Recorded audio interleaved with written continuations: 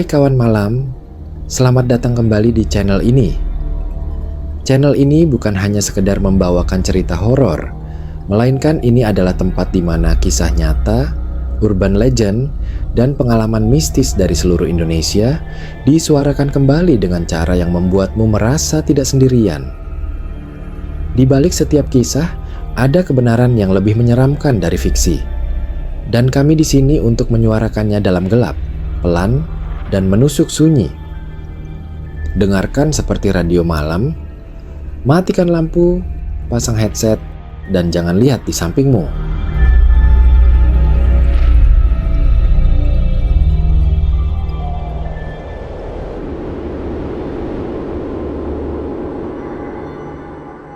Cerita kali ini berasal dari sebuah daerah di pinggiran Bandung Selatan, tempat yang dikenal oleh warga sekitar dengan nama Lembur Banjaran. Daerah ini dikelilingi hutan pinus dan tanah berundak bekas kebun tua yang katanya di masa lalu pernah digunakan sebagai tempat nyepi leluhur. Orang-orang tua di sana masih percaya bahwa di tanah itu ada sesuatu yang tak boleh dibawa keluar. Apalagi jika bentuknya kecil, halus, dan terlihat tak berbahaya. Karena di balik benda yang tampak sepele, bisa tersembunyi sesuatu yang tak bisa kamu buang kembali. Dan malam ini, kamu akan mendengar cerita tentang seorang pemuda yang membawa pulang sebuah batu kecil dari Lembur Banjaran. Dan sejak malam itu, rumahnya tak pernah benar-benar sepi lagi.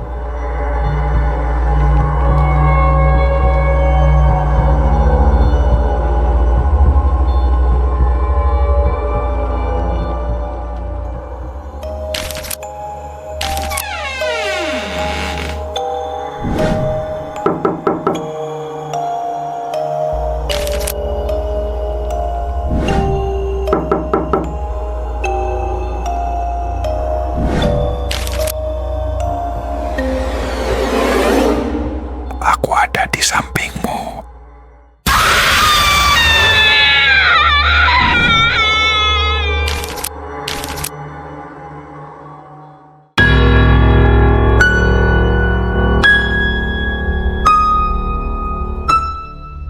Malam itu langit mendung dan kabut menggantung rendah di antara batang-batang pinus yang menjulang tinggi di lereng Lembur Banjaran.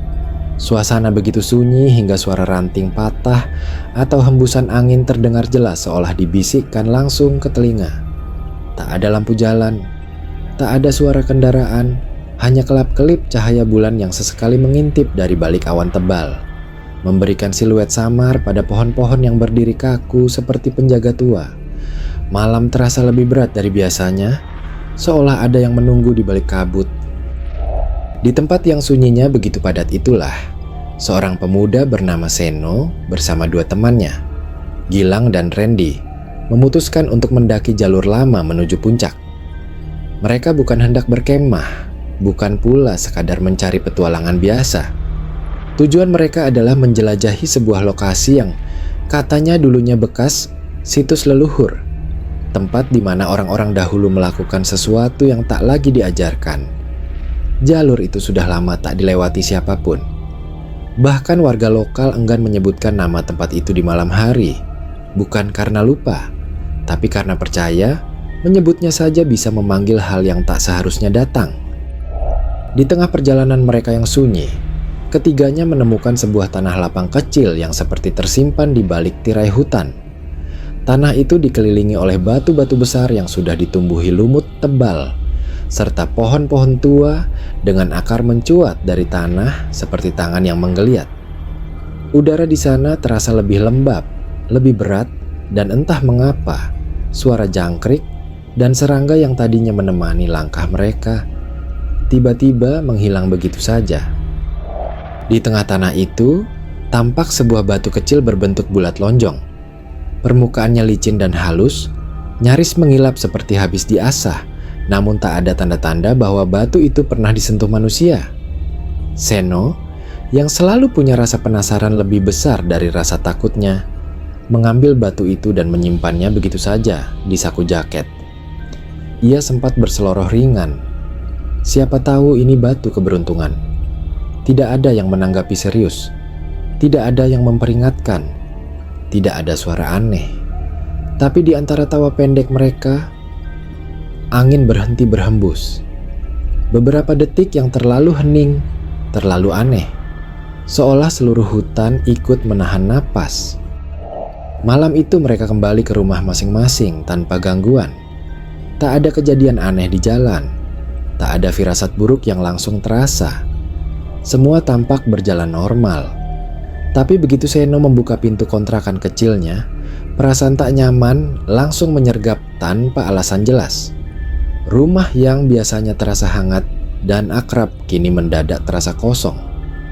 Udara di dalam rumah dingin, tapi bukan dingin biasa.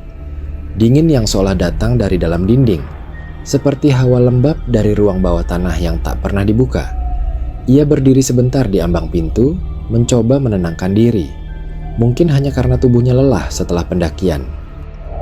Ia melepas sepatu dan jaket, lalu meletakkannya di kursi dekat pintu.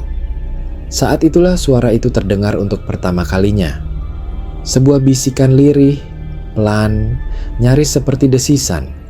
Datangnya entah dari mana, namun cukup jelas untuk membuat bulu kuduknya berdiri. Balikan, balikan. Seno spontan menoleh ke belakang, mengira mungkin seseorang menyusul masuk. Tapi tak ada siapapun. Ia membuka pintu lagi, menengok keluar, tapi halaman depan kosong dan sunyi. Ketika ia hendak menutup pintu, suara itu terdengar lagi.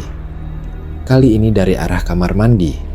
Jelas, pelan, dan membuat jantungnya berdegup lebih cepat dari biasanya.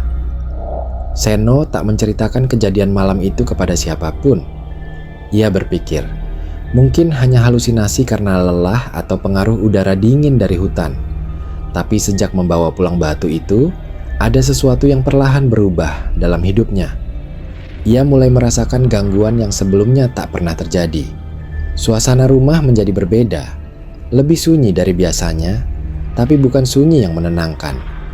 Sunyi yang terasa seperti ada sesuatu yang bersembunyi dan mengamati dari balik bayangan. Malam-malamnya mulai dipenuhi kecemasan, dan tidurnya tak pernah benar-benar nyenyak lagi. Ia sering terbangun pukul 2 atau 3 pagi karena suara langkah kaki yang terdengar dari atas plafon. Padahal ia tinggal di rumah, satu lantai.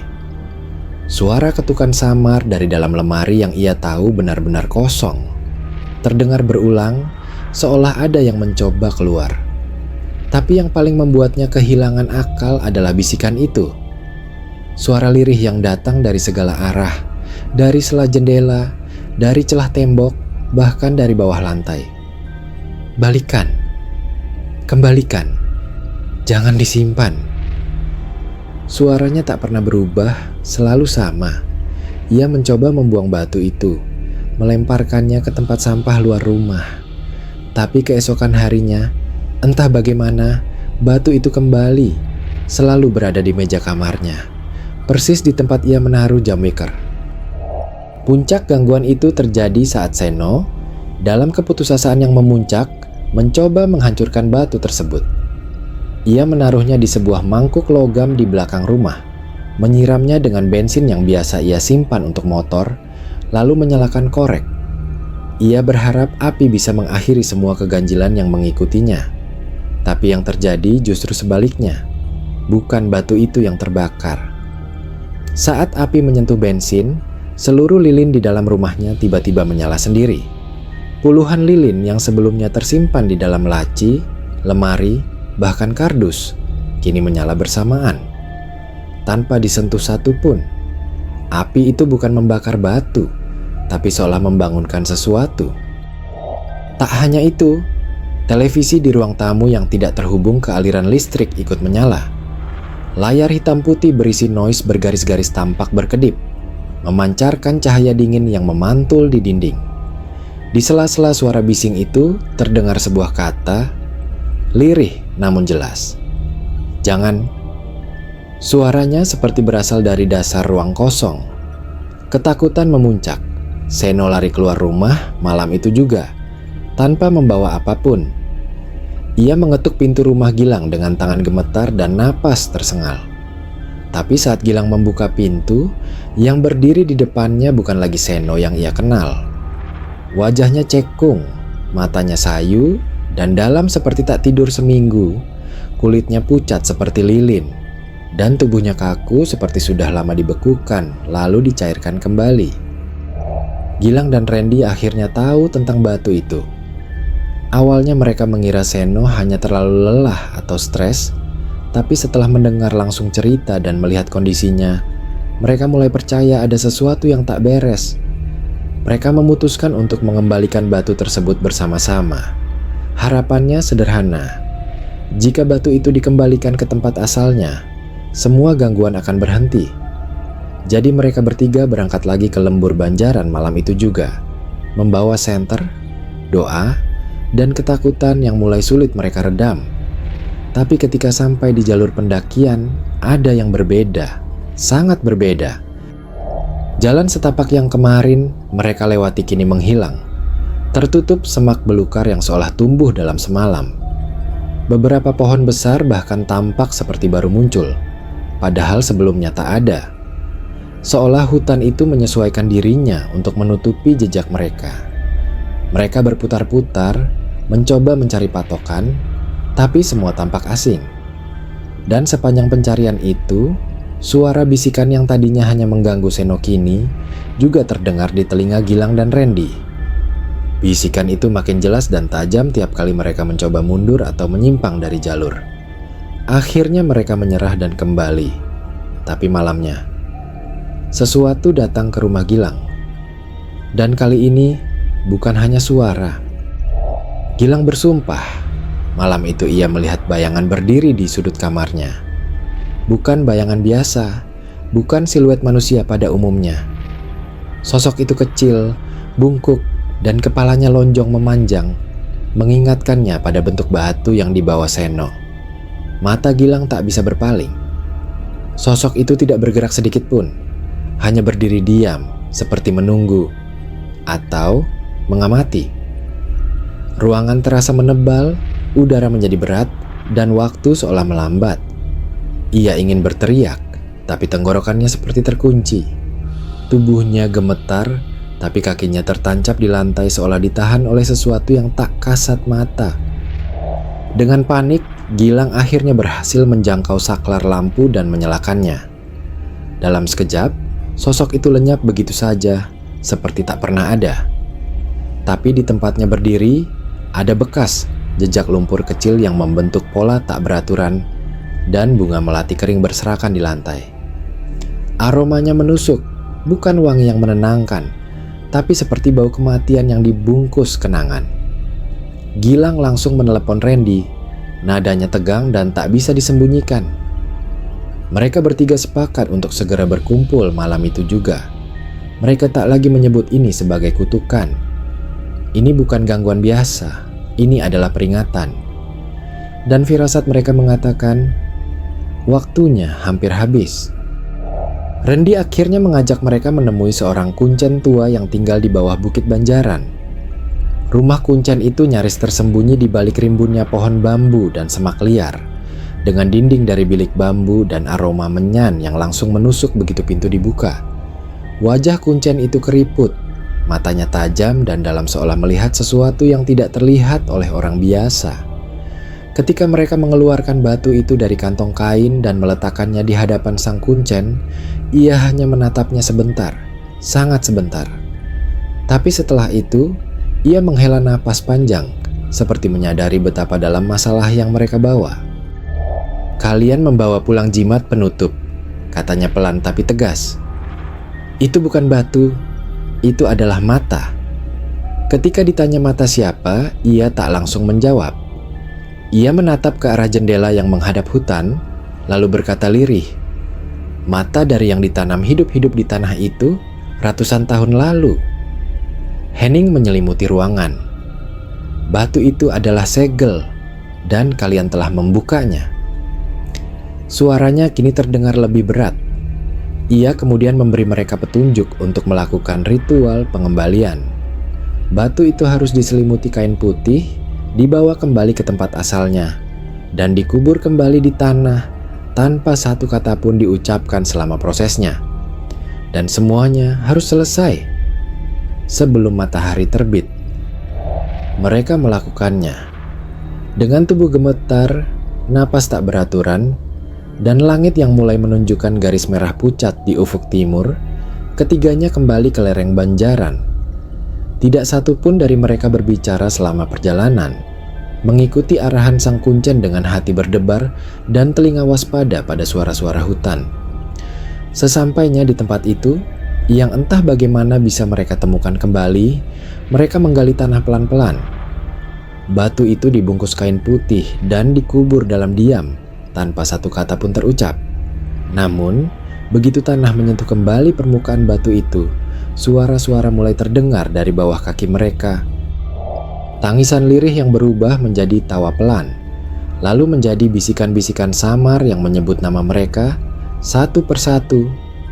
Tanah seperti berdenyut, seolah menerima kembali sesuatu yang selama ini terbuang. Tapi mereka tetap diam, tidak bergerak, tidak menatap satu sama lain. Dan ketika ritual selesai, fajar pun terbit. Sejak saat itu, semuanya berubah. Rumah Seno tak lagi dipenuhi bisikan. Langkah kaki di plafon lenyap begitu saja. Tidak ada lilin yang menyala sendiri. Tidak ada bayangan di sudut kamar. Dan untuk pertama kalinya dalam seminggu, ketiganya tidur dengan tenang. Tapi jauh di dalam tanah lembur Banjaran, sesuatu kini telah kembali. Dan siapapun yang lewat di sana, sebaiknya jangan membawa pulang apapun. Tapi sejak malam itu, di salah satu sudut kebun belakang rumah Seno, selalu tumbuh bunga melati liar.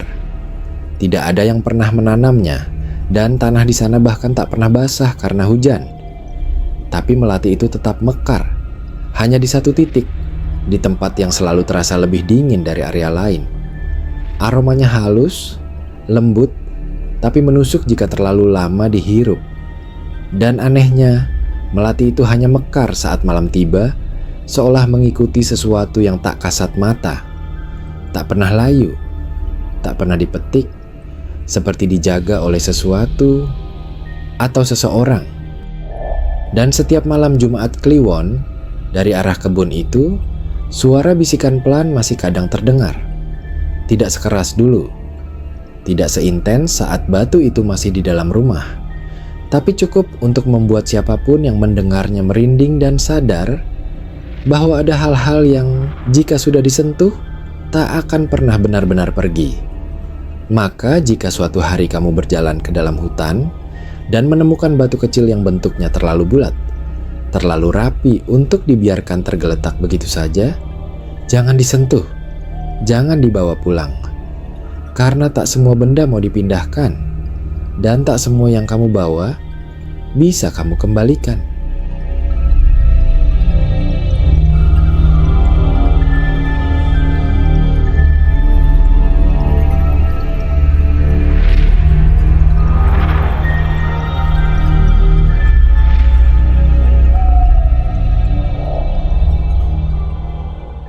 Hai kawan malam, itulah kisah malam ini. Jika kamu merasa merinding, mungkin bukan hanya karena ceritanya, tapi karena sesuatu atau seseorang yang sedang bersamamu saat ini. Jangan lupa untuk like, subscribe, dan nyalakan loncengnya agar kamu tidak sendirian setiap kali malam datang. Sampai jumpa di cerita berikutnya. Dan ingat, jangan lihat ke sampingmu karena mungkin ada sesuatu di sana.